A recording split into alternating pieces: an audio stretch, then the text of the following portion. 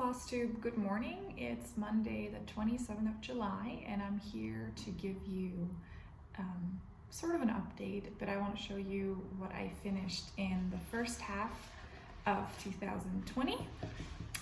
It's this, I say for myself, a pretty impressive stack. I every year aim to finish around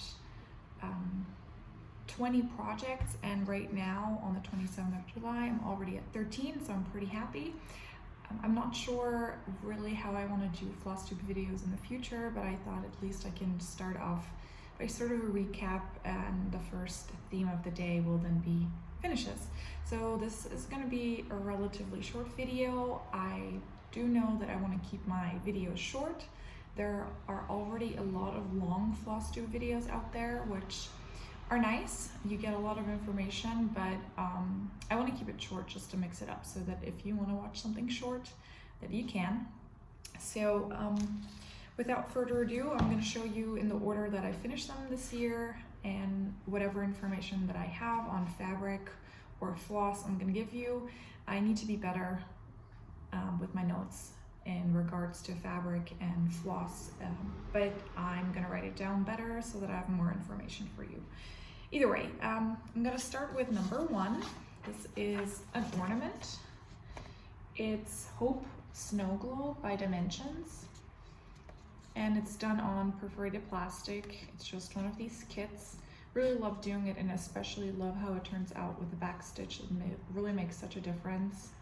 And as you will also see, I did not fully finish any of the things I finished this year, except for one. So I need to get kicking on that too. So, Hope Snow Globe. I really also very much love all the other ones in this series. Then I finished Needlework Squirrel or Needlewoman Squirrel. I'm not really sure how this is actually called, because this is from a Russian designer called Studia. And they have the name of the kit in Russian, and it changes depending on the website where you buy it what this kit is called. I'll just call her Needlework Squirrel. And it's a kit. I stitched it on the fabric that came in the kit and with the threads that came in the kit. I normally would change this out, but I think it looks fine. I think she's really cute with her needlework, with her cross stitch mushroom. Really like the colors. The thread was really okay to work with, nothing to complain there. So, by the way, if any of these things that you see you want to have more information on, I'm gonna try to link the kits and the designers in the description box below. And also, if you have any recommendations as to how I could finish any of these designs, I mean, I'm gonna frame some of them, and some of the ornaments are gonna be turned into ornaments, but I wanna mix it up a little bit and see if I can do some more special things with them. So if you have any recommendations on any of these things of how I can finish them, please let me know. So then we come to the one finished project this year, fully finished. And this is a Millhill kit. If you've seen any of my videos before, you know that I'm a massive Millhill fan. And this is one of the Santas, Renaissance Santa, and this is the Florence one. I stitched his companions, also the Genoa and the Venice Santa. He is fully finished. I chose a green ribbon and I backed him with red felt. This is how I finish all of my Millhill ornaments, and they still look good. The oldest one is from 2016, so the felt does not come off. I do it with special fabric glue, and it stays on really good. This is one of those where I don't know on what kind of fabric I stitched it. I think that this is 32 count linen. And this is a pattern by Sammy, and it was available in one of the stitching groups. It was a freebie. And it says, "Few battles are won by strength alone." and I've stitched it with a thread from Jodyri Designs, a hand-dyed thread, and I tried to look for it. I did look for it, but I couldn't find it anymore. So I don't know if I used up the whole skein, which I don't think so, but I couldn't find it. So at least it's, I think it was a limited edition, so I don't think it's available anymore. It's actually a little bit better to read in real life. It's pretty hard to read it on here. And the original design also had a boat, but I decided to leave it off and just stitch the coat. And I also do realize that I wasted quite a lot of fabric, but hey, what you gonna do? Maybe I can still cut off some corners and use it for some ornaments. Then I have quite a large one actually, or at least the fabric is kind of large, but this is, how am I gonna fold it? Just like this. This is Bump in the Night by the Prairie Schooler. And this was stitched with recommended brown, because I thought it was black, but it's actually a very dark brown, which is 3371. And I switched out the orange. I did not stitch it in the recommended orange. I changed that out. As I said, note keeping needs to be better. I do not know which orange, but I just picked a random other color of DMC. And I just saw that I was lazy. And every time I film this piece or look at it, I know that I still have to do 2 stitches, and I will at some point. But I'm gonna use this fabric to also stitch the 2 little Halloween ornaments that also, whose charts also came with this pattern. So then after I finished all of those, I can cut it. I could cut it now, but I'm not sure what I'm gonna do with this. So as I said, if you have any recommendations, please let me know. So number 6 is also Prairie Schooler, and this was a pretty quick stitch. And this is the February, from the February pattern booklet by Prairie Schooler, as I said before, and this is a small one. They feature always a small and a big one, and I stitched the January large, and this is the February small. And yep, not so many colors, pretty easy to do. Obviously has Lincoln and Washington for President's Day, Groundhog Day, Valentine's Day. So yeah, pretty cool.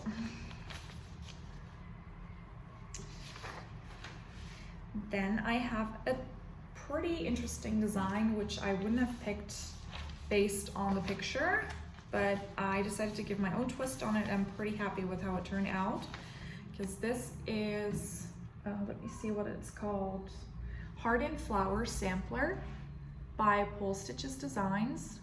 And I didn't know that Polstitches actually made their own charts. Polstitches is a UK company that's mostly known for its fabrics, hand-dyed fabrics, but they also do, apparently, charts. And I bought this on their Etsy store, and it's stitched up in a pink green hand-dyed thread. I didn't really like it so much, so I switched out to threads from Jodyri Designs. I'm gonna let you give a close-up to see.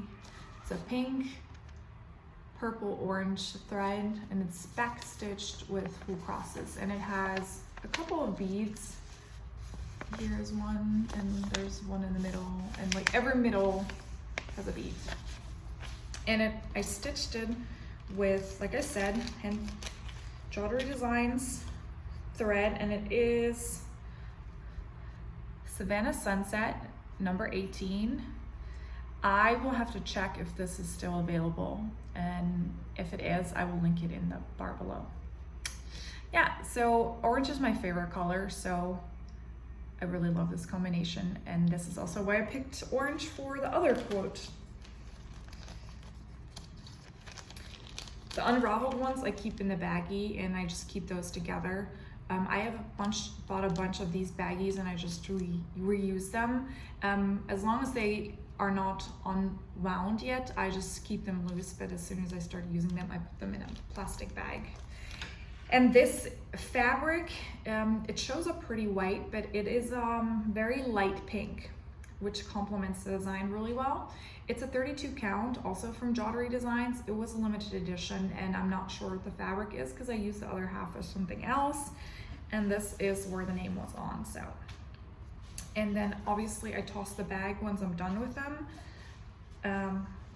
After I use the whole fabric, so I don't know the name, I'm sorry. Like I said, gonna be better. Next one is actually two finishes because I think they count as two. Normally you would stitch these designs separately, but I chose to do them together. And this is Cat and Dog by La Di Da. And like I said, they're normally stitched individually, but I did them together and I think they turned out really good. I changed out the color of the cat because my cat is a ginger, and I think the cat was just a really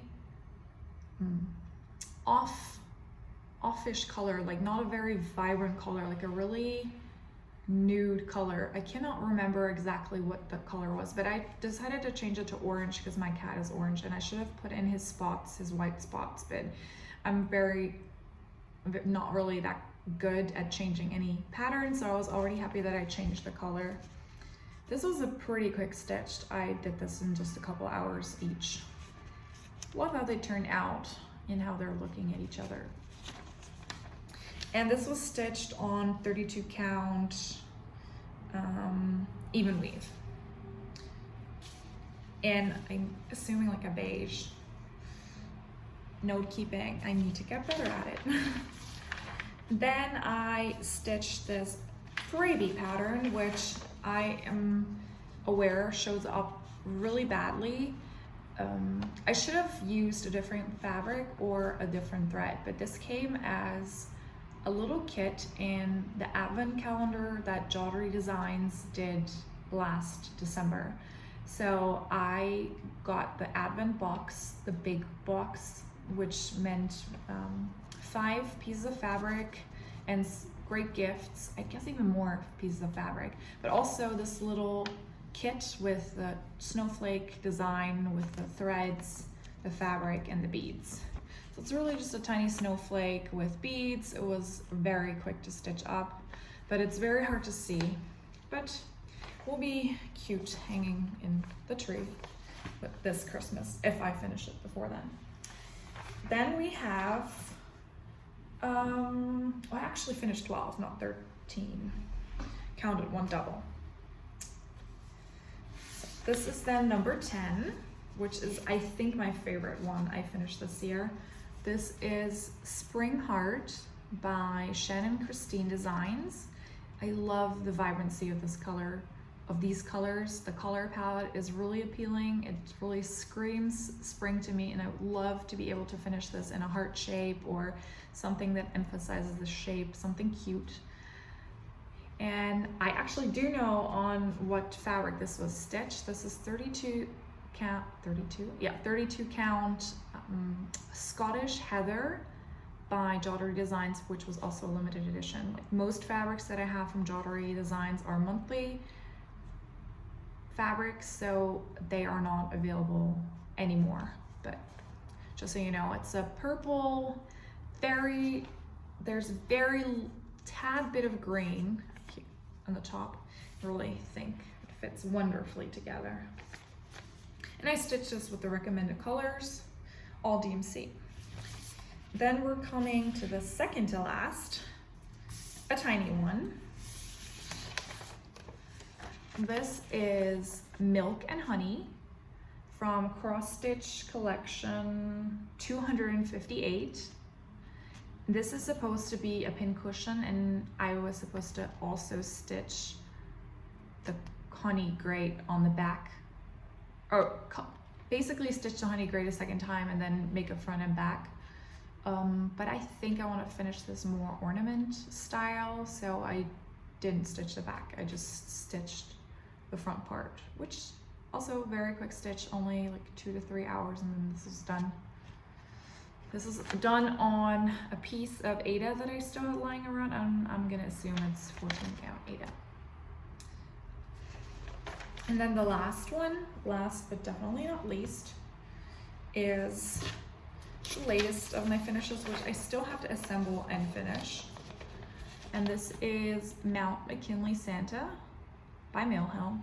Second Santa I finished this year. This is his walking stick, and it's supposed to be stitched upside down for some reason, which I now realize is gonna annoy me when I turn it around, that my stitches go in the other direction. Well, either way. So yeah, this is the last one I finished. The beard was kind of annoying to do, but I think it turned out okay. So yeah, those were all of my finishes so far in 2020.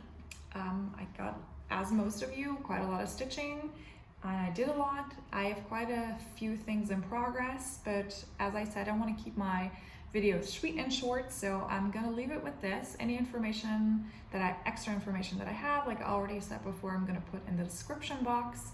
And I'm thinking of making an accompanying blog post, started keeping more of a record of what I finish, and if I do this, I will also link the blog post down below. So I am gonna leave you for now and hope to see you next time with some whips. So have a good day, bye.